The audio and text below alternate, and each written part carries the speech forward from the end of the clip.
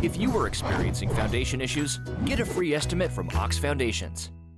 Joining us this morning for a few minutes is Adam Fossett, the head football coach and athletic director over at BB Comer. Coach Fossett, good morning to you, sir. Good morning. Governor Ivey yesterday kind of relaxing more of the safer at home guidelines, and Superintendent Dr. Eric Mackey announcing that schools could reopen on June 1st, and Steve Savarese, the executive director of the Alabama High School Athletic Association, confirmed the return of sports in a press release, calling it welcome news. Mm-hmm. Now, what does this mean?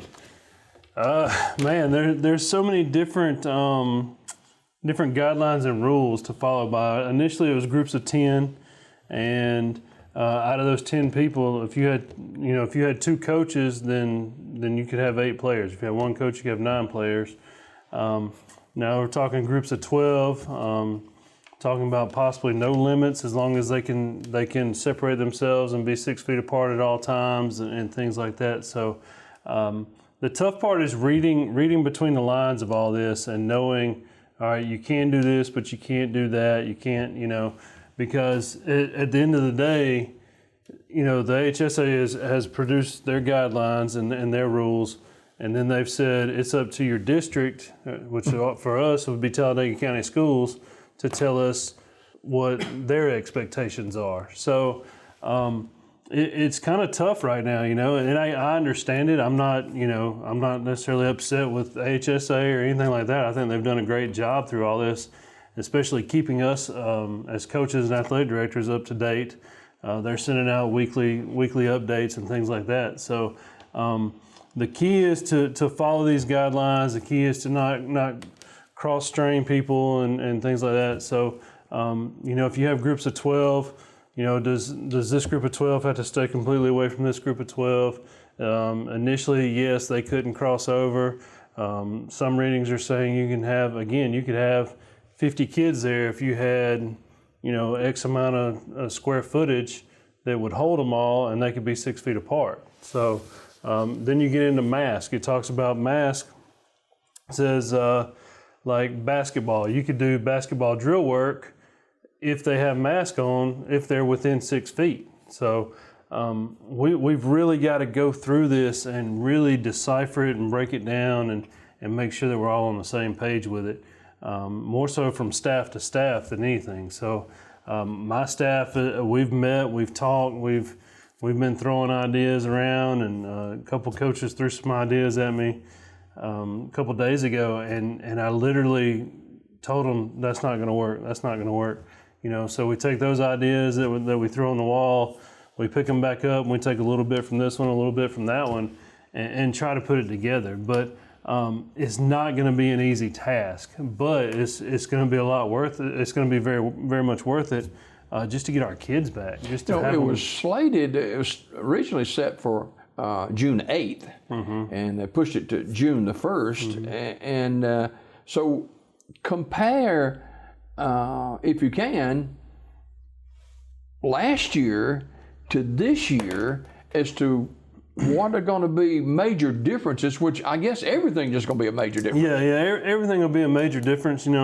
A typical summer for us, our male athletes are there at 7 o'clock, and we go to work. So we put, half of them in the weight room, we put half of them on the football field, and, one half's doing cardio, one half's getting a lift in. We swap them, and then as they get done, normally we feed them breakfast after that. Then our female athletes come in, and we do the same thing, half in the weight room, half doing cardio. They swap, we feed them lunch, and we go about our day. So we can't do that. They can't. Let's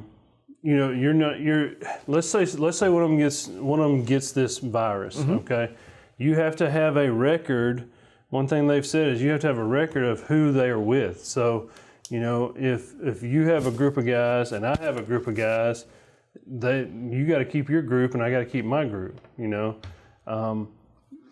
So that was one of the parameters. Now one of them says, well, you can have mass numbers as long as they stay 6 feet apart. Well, you can't stay 6 feet apart going into our field house. That's impossible. So you can't. It talks about different entrances and exits. All right, in our field house, the only way you can exit other than the door that you come in is to go through the weight room. Well, if they go through the field house and then they go through the weight room, now they've contaminated 2 places. Yep. So it's not, there's not an easy solution to it. We were talking again, let's say you have siblings, you have a brother and sister that are both athletes, and the brother is in a group and the sister's in a female group. Well, now they've been in contact with, let's say they've been in contact with 11 people each. So they go back home, they've been in contact with 22 people. So it's not an easy fix, but it's something that we will work on and that we'll make sure we get it right. You can't play football with social distancing. Right. It just won't work, will it? No, it won't work. You can't play. You can't tackle and block, and you can't even get 6-foot splits on the line. That doesn't even make sense. I've seen some people with some wide splits before, but not that wide. Yeah, not that wide. That's a little extreme. So for me, on just a professional and personal level, for me, I'd be happy getting the kids back 12 at a time, even though it would take all day. If I could see them 12 at a time and get them a little workout in and just check on them and make sure that they're doing okay, and slowly work back into this thing, that makes me hopeful of a season. But it also gives me some peace of mind because I haven't seen some of these guys in 2 months. I've been in touch with them. I've talked to them. Technology's great as far as Twitter and voicemail or reminds and things like that. But I'm looking forward to seeing some of these guys and just checking on them.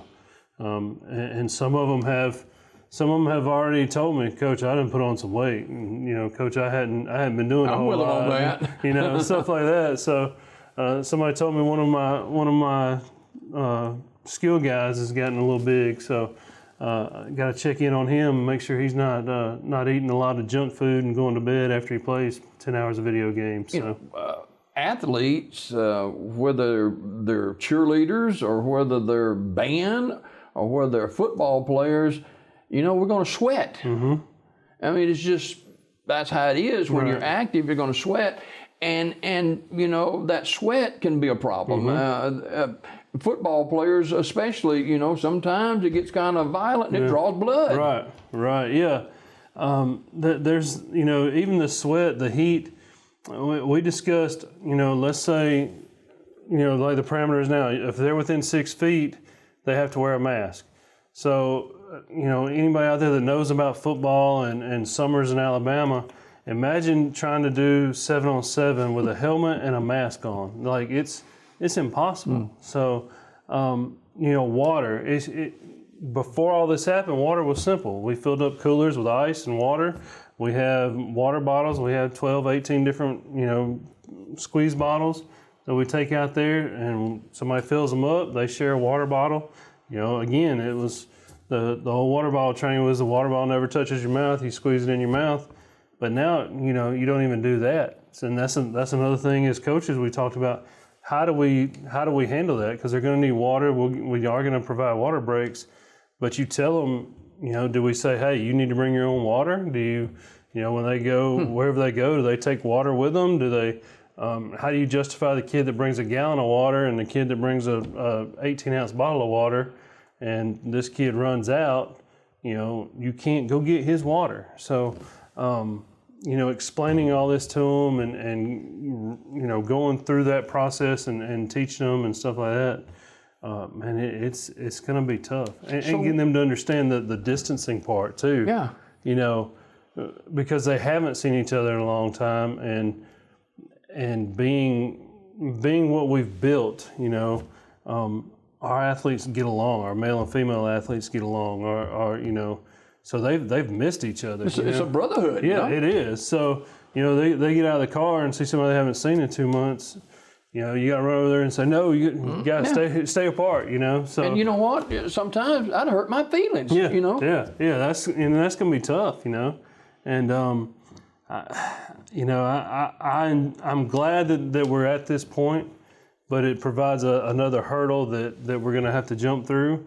And that hurdle is going to be something that has to be a well thought out plan. This can't be something this can't be a fly by the seat of your pants thing that we can do, whether we're at Comer or another school in the county or at Sylacauga or wherever. You just can't throw it out there and go, we're going to be full tilt and not go by these guidelines. Let's talk about the facial coverings. If you're outside of your home, you're supposed to wear a facial covering, and you got a helmet, you got a mouthpiece, you got a facial cover, and I can't understand people half the time anyway, much less something like that. Exactly. So last night we had graduation, and we were required to wear masks at graduation, and me and a couple other guys had parking lot duty, and we're parking cars and stuff like that, and it just smothers you. Like it's awful. So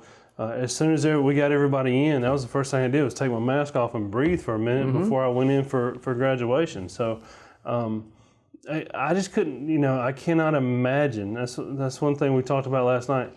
I couldn't imagine even like trying to walk around the practice field with a mask on in June or July, much less trying to run around one or trying to run a route or let's say they say, hey, you can play football as long as you wear a mask. I can't imagine trying to play football and adjust a mask and try and do everything that you got to do and breathe and take your mouthpiece in and out and it could be that could be an interesting ordeal. And then let's say technology wise, the NFL is looking at some sort of built-in mask, some sort of thing like that.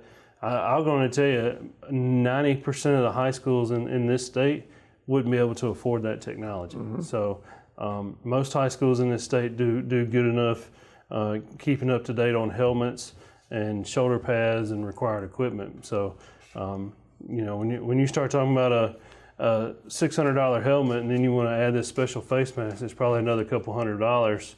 You're getting into some stuff that you probably can't do. So. Even before you get to the voluntary workouts, there's all kind of paper trail. Yes, that's got to be done. That's another thing that came up in these in the memos from the AHSA. So the AHSA is going strictly to a Dragonfly program, which is strictly online. So all the paperwork is online, and the parents will have to go online to do that. Well, we don't have access to, normally we have like a meeting in the spring, and we talk to all the parents of all sports. We give them summer calendar. We talk about fundraising. We talk about discipline, talk about expectations, blah, blah, blah, blah, blah. And we get it all out there at one time. And now it's, and one of the things that came out yesterday said you have to be updated on 2020, 2021 paperwork and physical before you can participate in a workout. So, and generally we have mass physicals. So the hospital usually helps out. They'll set a date and have mass physicals for the schools in the area. Well, they've said no mass physicals. You cannot, even if you could set up physicals where you could socially distance, you cannot do a mass physical. So we're working on getting information out now to get physicals, but you got to come up with a plan. So going back to the thing, I was talking about this morning, or trying, some things that we were doing. I'm probably going to have to take a physical form, put it in a clear Ziploc bag, and have it available for people to come by and pick up. And then when they fill it out, once it's filled out and done by the doctor, they put it back in the clear bag and zip it up and bring it to me to turn in. That way I can enter all the information and leave it in the bag for however long it needs to be left in the bag. 2 weeks, I guess, is the time before I can take it out of that bag and file it. And then once I do that, I've got to throw that Ziploc away, So, and that may or may not be the best method, but it's something, a clear bag that I can see what the information is, download the information, and do what I have to do. So the other stuff is going to be done online, Dragonfly, again through social media and things like that. I'll get that information out, hopefully today, to parents on how to how to go through and set it up and put the information in and fill out the paperwork. So Adam Fossett, head football coach and athletic director at BB Comer, joining us for a few more minutes this morning, and we could talk about this for days. Yes. But when the voluntary workouts start, used to anybody that wanted to could come out there and watch and pass through. Not anymore. Right. Yeah. It goes back to essential and non-essential people. In this case, essential is coaches, trainers, and athletes. So it's not, there's no, you just can't come by and My cousin Joe can't come in there. Right. And the summer is like the best time for former players to come by. Yeah. They always come by and stick their head in the weight room and stuff like that. And it's fun to see those guys. But again, this year they can't just show up, We've never had an issue with them coming by, but if they're not essential to that workout, they're not essential to the athletic program, then they shouldn't be there. And, it's like with parents coming in to pick up kids, they're going to have to come in. Some parents get out of their vehicle and come over and speak, and, they know the other guys and stuff like that. They can't get out of the truck and come over and say, "Oh, I hadn't seen you in a couple months. You doing all right?"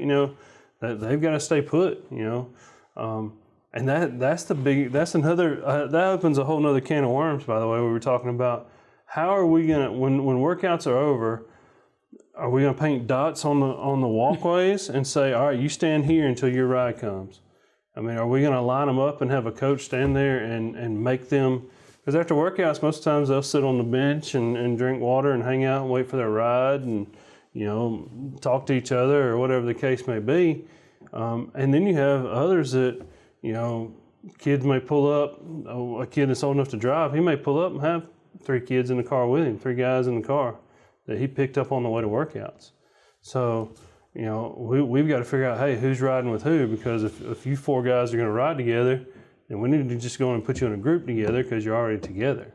Because if not, if those 4 guys are in a group, if those 4 guys are in the car together and we put them in 4 different groups, then they get back in the car together. Now we've exposed them to 3 different groups each. So, it makes you want to hit your head against the wall sometimes. You got these kids coming in, whether it's baseball or cheering or workouts for football players, and we use the same benches. We use the same this, same that. They got to be sanitized after every use. Right, and we've talked about the sanitation part of it. What is the best method of sanitizing, and how do you get it sanitized? So, like wipes, you could wipe down the weight room, but how long would that take you? If we've got some sprayers. If we can come up with a solution, then what solution do you use? And how long let's say we have a solution, we mix it up in a sprayer, we spray the weight room down. How long what's the time frame between, spraying it down and the time you can have the next group come in? How long does it take to dry? How long does it take to disinfect? How long, we've discussed moving stuff outside because the sun, if we spray it down and the sun's out, we know, hey, it's going to dry a lot faster. So, but then you get into the middle of summer, you get into the Julys, and the humidity's so high, nothing's going to dry, and then everything stays slippery, and so there's going to be some hiccups in the road with this, but I think that the key is to make sure that we don't get caught up in hurrying up and getting back in it, And I think that the older you get in coaching, and you sit back and I told my coaches yesterday, our goal is just to get them back in and start getting them acclimated and start, a little bit more each week, because we still don't know, we may be starting June. We still don't know if we're going to play football. We're going to be in honest. August. We might not play football. Yeah. Yeah. I mean, and that's the reality. And that's a real issue there. And that's something that you have to be honest and upfront with the kids and the parents about. Is, we're preparing as though we're going to play. We're going to prepare all our fall sports, our volleyball teams, et cetera, as though we're going to play. We're going to prepare all our athletes as though they're going to play. But I cannot sit here and guarantee. I can't look in that camera, or I can't look in a parent's eyes and say, we are absolutely going to play football next year, or we're absolutely going to play 10 games. You know, the number one question that I get asked, and Walmart's an evil necessity, but social distancing. It's a gathering place. Yeah. Social distancing in Walmart tends to go down but I cannot go through Walmart without somebody asking, "Are y'all still going to play Chillsburg? Are y'all still going to play Chillsburg?" I can't answer that. I don't know. I hope so. I mean, it'll be a great game and a great gate, and it brings back that rivalry. But like that's really not my number one thought right now. My biggest thought is getting our guys back and making sure they're okay, and just being, if we can be with them for 2 hours a day, that's 2 hours more than we've got right now, and that's an opportunity to see them and check on them and work with them. Thompson coach Mark Freeman was quoted as saying, "It's been a trying time," and that would be an accurate statement for sure. But how can you focus on an opponent down the line, possibly a Childersburg or whoever it may be, and when in your mind, I got to make sure this equipment's clean. I've got to make sure that these guys, you can't put your hands on your face. Yeah. You got to wear the mask. Your helmet's got to be clean.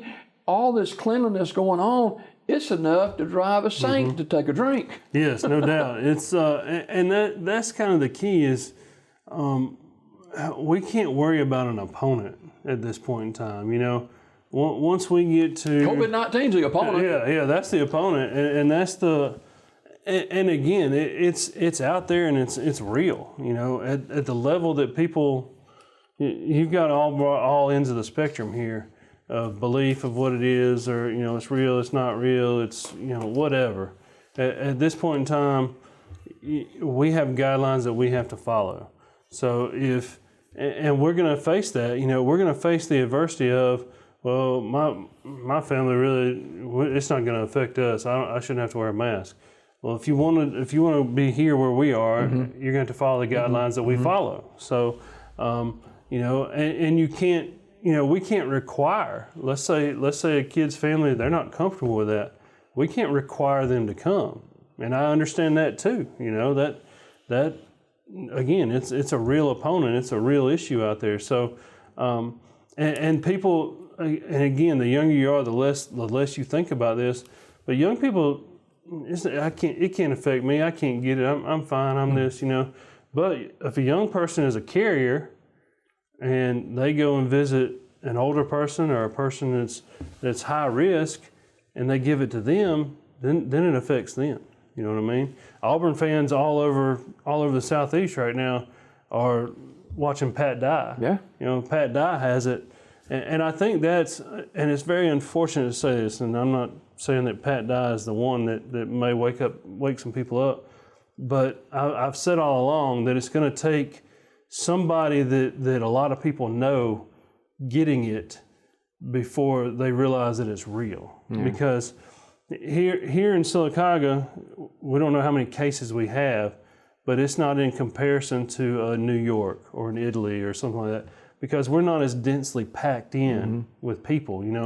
We're fairly rural here. We can kind of spread ourselves out. We can, we have a little more space to work with.